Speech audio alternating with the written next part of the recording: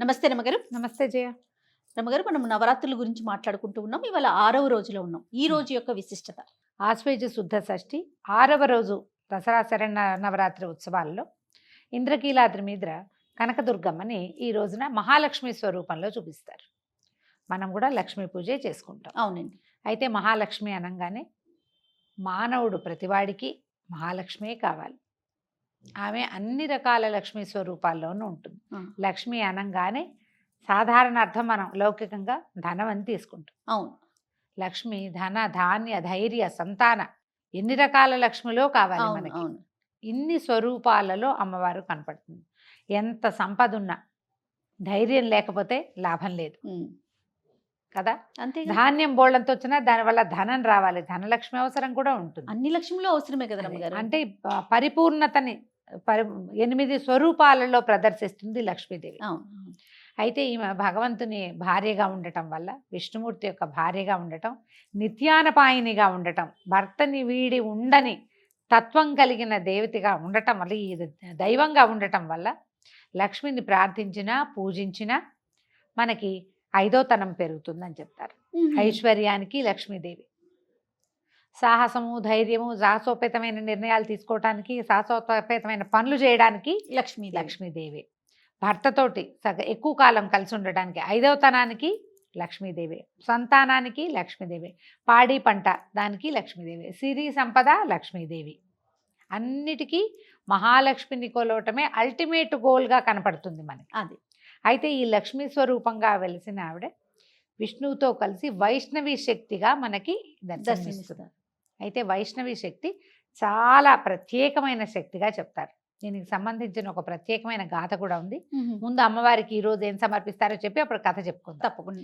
లేదా గులాబీ రంగు, పింక్ కలర్స్, ఏ రకమైన పింక్స్ అయినా సరే, ముదురుగా కళ్ళకు కొట్టే రంగు కాకుండా కొంచెం లేత రంగులో ఏ వస్త్రాన్నైనా మనం అమ్మవారికి సమర్పించవచ్చు. మహాలక్ష్మి పూజ చేసుకుందాం ఈ రోజు ఏదైనా చక్కగా అని అనుకుంటే కనుక ఓ మంచి గులాబీ రంగు చీర కట్టుకుని అమ్మవారికి పూజ చేసుకోండి. గులాబీలతోటి పూజ చాలా బాగుంటుంది. వాసన వచ్చే పువ్వు, గులాబీల్లో కొన్ని ఊరికే ఉంటాయి, అవి అలాగే ఉంటాయి 15 రోజులైనా. అది కాకుండా సెంట్ అంటారు, కొంచెం గుమగుమలాడుతుంది, గులాబీ అత్తర్ వాసన వస్తుంది. ఆ పువ్వుతో అర్చన చాలా మంచిది. అయితే అమ్మవారికి ప్రీతిపాత్రమైన దినుసుగా మనకి శనగపప్పు అని చెప్తారు. శనగలు ఆమె యొక్క ధాన్యంగా చెప్పబడుతుంది. ధాన్యం ఉంటుంది, గ్రెయిన్. అయితే శనగపప్పుతో చేసిన ఏ పదార్థాన్నైనా అమ్మవారికి నివేదన చేయొచ్చు.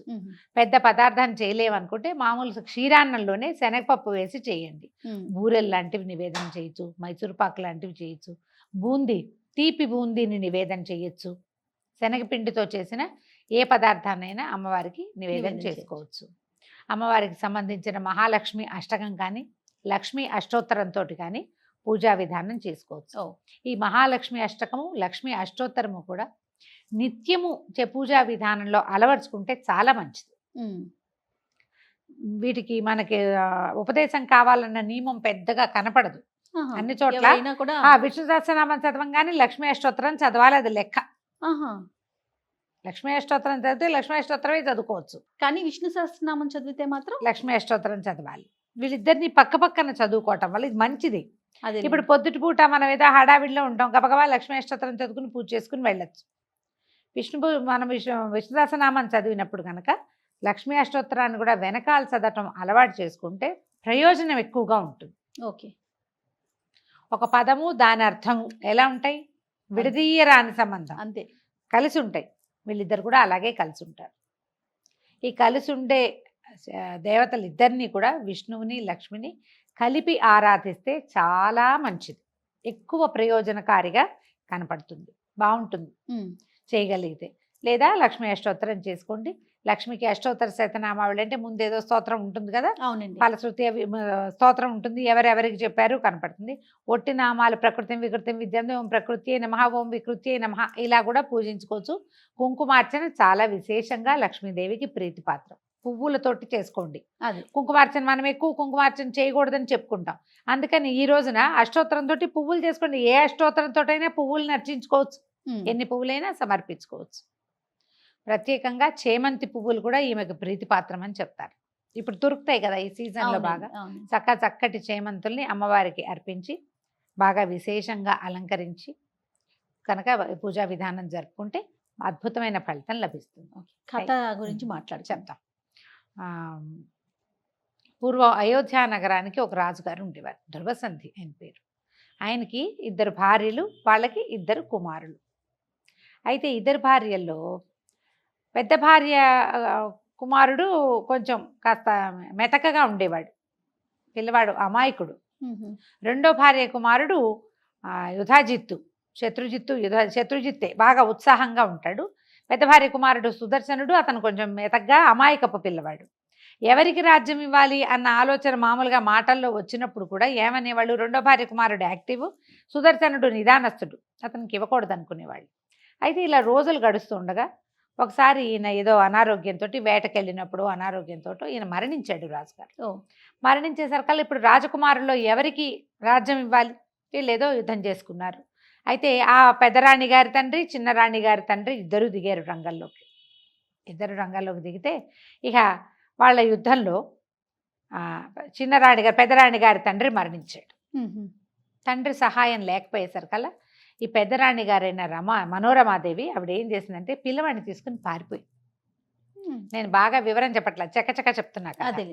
ఆమె ఏం చేసింది, ఎప్పుడైతే తండ్రి మరణించాడని యుద్ధరంగం నుంచి వార్త రాగానే ఇక నా పని దాస్యమే, నా పిల్లవాడికి సరైన వైద్యాభ్యాసం కూడా లభిస్తుందో లభించదో, బతుకుంటే బల్సాకు తినచ్చు, అమాయకుడైన పిల్లాడు. పుట్టింటికి వెళ్ళిపోయిందా? పుట్టింటికి అది ఎక్కడికో, పుట్టింటికే ఉంది, తండ్రి చనిపోయాడు, ఇంకెక్కడికి వెళ్తుంది పుట్టింటికి, పుట్టిల్లు లేదు, ఇక అవకాశం లేదు. అయితే ఇవిడ ఏం చేసిందంటే ఒక దాది, తర్వాత అంటే పిల్లవాడికి సహాయం చేయడానికి ఒక దాదిని, తర్వాత విదల్లుడనే ఒక మంత్రి, అతనితో కలిసి పారిపోయింది. విదల్లుడే ఈ వార్త తెచ్చాడు, మీ నాన్నగారు చనిపోయారమ్మా అని. పారిపోయింది ఆమె. పారిపోయి ఇక రథంతో అలా వెళ్ళి వెళ్ళి వెళ్ళి వెళ్ళి కాశీనగర సమీపంలో భరద్వాజాశ్రమానికి చేరిపోయింది. అయితే ఈ విదల్లుడు అనే ఈయన కొంచెం తృతీయ ప్రకృతి, కొంచెం నాజూకుగా అలా ఉండేవాడు. ఈ పిల్లవాడిని అక్కడే పెంచుకుంటున్నారు. ఎప్పుడైతే ఈ తాత మనవడు, రెండో భార్య తండ్రి, రెండో భార్య కుమారుడు యుధాజిత్తు, శత్రుజిత్తు, వీళ్ళకి తెలిసింది వీళ్ళు ఇక్కడ ఉన్నారని. ఆయన వచ్చాడు భరద్వాజాశ్రమానికి, ఈవిడ నాకు స్వాధీనపరచు మనోరమాదేవిని, అంటే మా శత్రువు లేకుండా చేసుకోవాలి, అలా అంటారు కదా, శత్రుశేషం లేకుండా చేయాలి. ఏనాటికైనా రాజ్యానికి జ్యేష్ఠుడే అర్హుడు, ఆ జ్యేష్ఠుడు ఇక్కడ బతికుండగా నా మనవడికి రాజ్యం కుదరదు కాబట్టి పిల్లవాడిని అప్పచెప్పంటే భరద్వాజ మహర్షి ఒప్పుకోలేదు. ఎట్టి పరిస్థితుల్లో చెయ్యను, నువ్వు యుద్ధానికి తెగబడతావా, నీ సంగతి నేను చూస్తానన్నాడు. దాంతో యుధాజిత్తు, శత్రుజిత్తు వెనక్కి వెళ్ళిపోయారు. ఇంకేం చెయ్యాల వాళ్ళు. ఇక్కడే రాణిగారు పిల్లాన్ని పెంచుకునేది. ఈ పిల్లవాడికి 10 సంవత్సరాలు అలా వచ్చినప్పుడు ఓసారి ఎప్పుడో ఒక చెట్టు కింద నుంచునుండగా ఈ ఆశ్రమంలో చాలామంది విద్యార్థులు ఉండేవాళ్ళు. వాళ్ళల్లో కొంతమంది ఈ విదల్లుండి చూసి క్లీబా క్లీబా అనేవాళ్ళు. క్లీబా అంటే తృతీయ ప్రకృతి, సంస్కృతంలో చాలా పదాలు ఉంటాయి, తృతీయ ప్రకృతి అని చెప్తున్నాను కదా. ఈ క్లీబా అయితే వాళ్ళు క్లీబ్ అని ఎక్కిరివింతగా అనమాట, ఉట్టిగా క్లీబా అంటే నన్నే అన్నావు అంటారు, కానీ క్లీం బీజాక్షరం కదా రమ్మగారు. అవును, అది వినపడింది. ఈ క్లీబాలో నుంచి కుర్రాడికి ఏం వినిపించింది, క్లీం అని వినిపించంగానే ఉత్సాహంగా తోచింది అక్షరం ఏంటో. ఊరికే పిల్లలు ఏదైనా ఒకటి కనపడితే అంటూ ఉంటారు కదా, ఆ క్లీం క్లీం క్లీం క్లీం అంట మొదలుపెట్టాడు. లోపల బయట కూడా క్లీంకారమే, వదిలిపెట్టల. ఆ క్లీం ఎంత అయిపోయిందంటే కొన్ని లక్షల సార్లు అన్నాడట. పునశ్చరణ జరిగేసరికల్లా అందులో నుంచి, ఆ వైబ్రేషన్లో నుంచి శక్తి బయటకు వచ్చేస్తుంది. వైష్ణవి బీజం, క్లీంకారం. అయితే వైష్ణవ శక్తి అతనికి గరుడారూఢగా అమ్మవారు కనిపించేసింది. కనిపించి వీడికి ఒక ధనుసు బాణాలు ఇచ్చింది సుదర్శనుడికి. ఆ ధనుర్బాణాలతోటి ఇతను చక్కగా అస్త్ర విద్యలు నేర్చుకున్నాడు. పిల్లవాడిలో ఏదో మార్పు వచ్చిందని తెలిసింది కానీ వాళ్ళకి తెలియలా.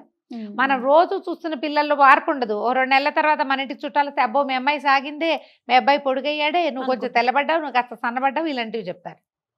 బయట వాళ్ళు ఎవరూ రాకపోవడంతో వీళ్ళకి తెలియలేదు కానీ పిల్లవాడిలో మార్పు వచ్చేసింది. ఏదైనా సరే విద్య వల్ల ఎలాంటిది లోపల విద్వత్తు ఏదైనా ఏర్పడింది అనుకో, ముఖంలో ప్రకాశం వస్తుంది ఆటోమేటిక్గా. అయితే ఏమైంది, కాశీ రాజ్యానికి ఓ రాజుగారు ఉన్నారు, ఆయనకు ఒక కూతురు ఉంది. ఆ అమ్మాయి పేరు శశికళ. శశికళ సుదర్శనుల కథ ఇది. ఈ శశికళకి ఒకనాడు కలలో అమ్మవారిని ప్రార్థిస్తే అమ్మవారు ఈ నీకు కాబోయే భర్త వీడేనని ఈ సుదర్శనుడిని చూపించింది. ఆ అమ్మాయి ఆ సుదర్శనుడి మీదే ప్రాణాలు పెట్టుకుని ఉంది. అతను ఎక్కడున్నాడు అనేది తెలుసుకుంది.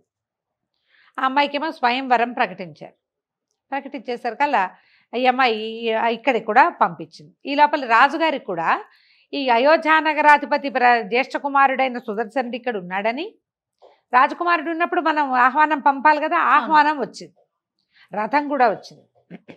రాణిగారు ఆశ్చర్యపోయింది ఇదేమిటి అని.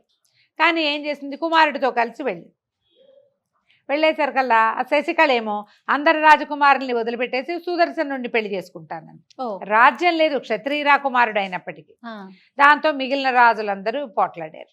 కానీ ఈ అమ్మాయి ఏం చెప్పిందంటే, నాకు అమ్మ ఇతనే నా భర్త అని చెప్పింది. ప్రాణం పోయినా నేను అసలు స్వయంవర సభలోకే రానన్నది అమ్మాయి.